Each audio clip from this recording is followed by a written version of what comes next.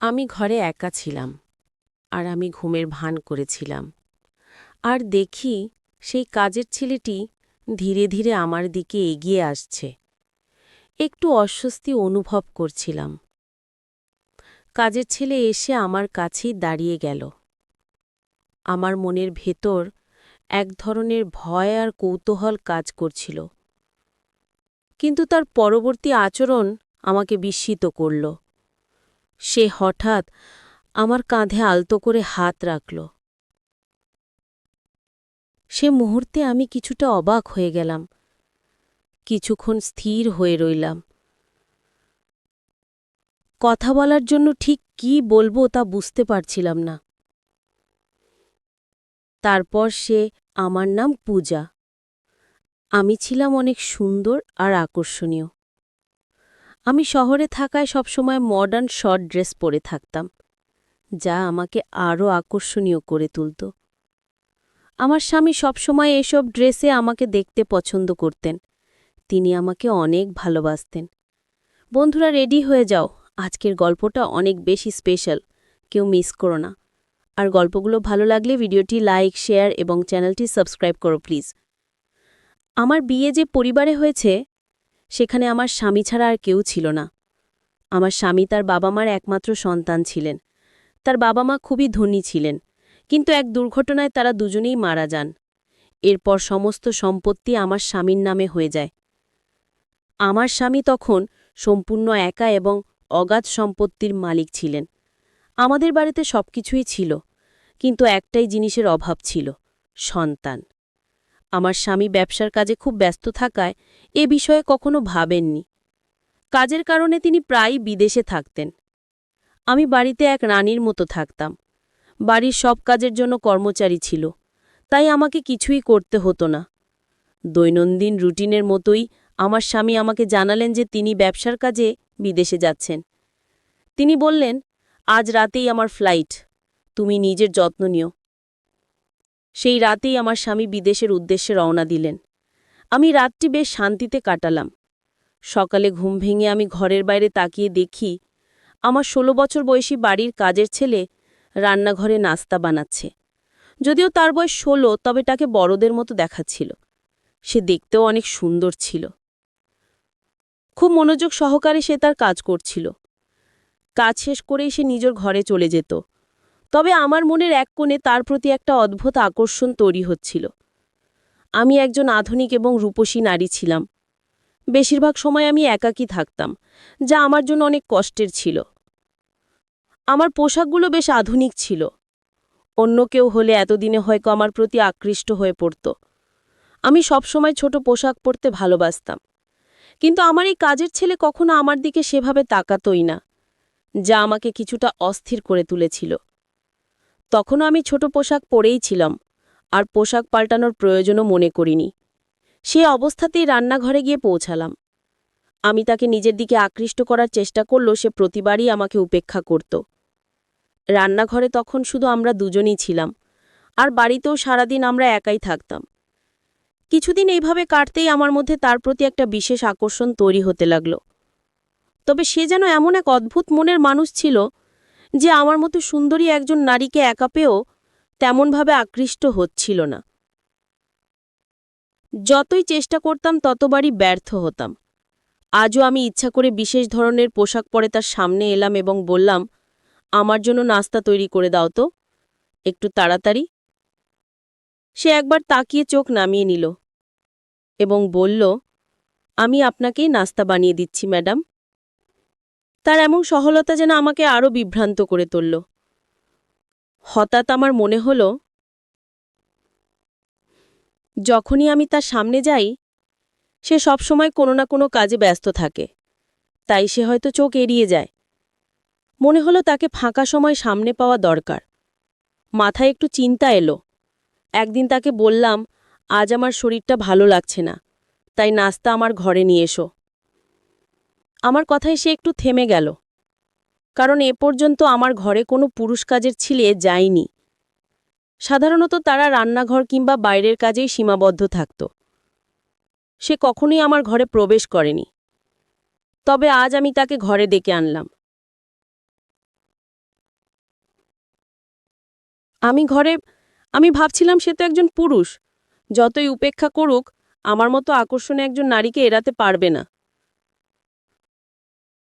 ঘরে গিয়ে আমি একদম স্বাভাবিকভাবে বসে রইলাম। কিছুক্ষণ পর সে দরজায় নক করল। আমি তাকে ভেতরে আসতে বললাম। সে একটু দ্বিধাগ্রস্ত হয়ে ঢুকল এবং খাবারটি রেখে চলে যাচ্ছিল। তখনই আমি তাকে থামিয়ে দিলাম। আমি তাকে বললাম, তুমি একা একা রান্নাঘরে এত কাজ করো, নিশ্চয়ই ক্লান্ত হয়ে পড়ো।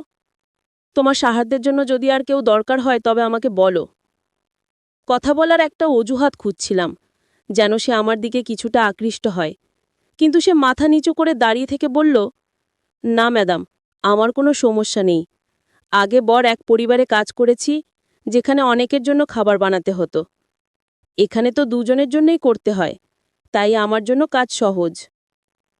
এরপর আমি বললাম, একটা বিষয় আমাকে খুব ভাবায়, তুমি কি আমার একান্ত কথা শুনবে? সে কিছুটা বিস্মিত হয়ে আমার দিকে তাকালো। আমি বললাম, আমার স্বামী আমাকে সবসময় স্বাধীনতা দিয়েছেন, কিন্তু এই স্বাধীনতার অর্থ এতটা স্বাধীন ভাবিনি যে আমাকে বাড়ির যুবক কাজের লোকদের মাঝে একা রেখে তিনি চলে যাবেন। আমি বললাম, আমার স্বামী তোমার উপর এত বিশ্বাস করেন কেন? তোমার মধ্যে এমন কি আছে? আমার প্রশ্ন শুনে সে কিছুক্ষণ চুপ থাকল। তারপর বলল, এটা তো আপনার স্বামী বলতে পারবেন।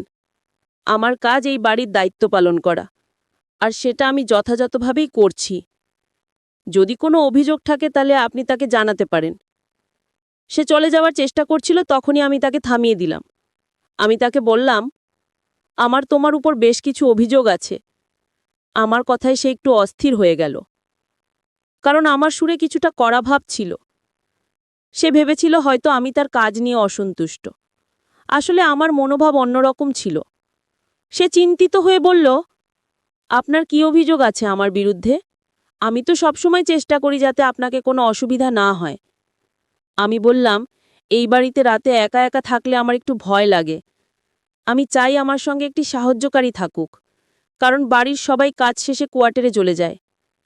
আমার কথা শুনে সে কিছুটা বিস্মিত হল।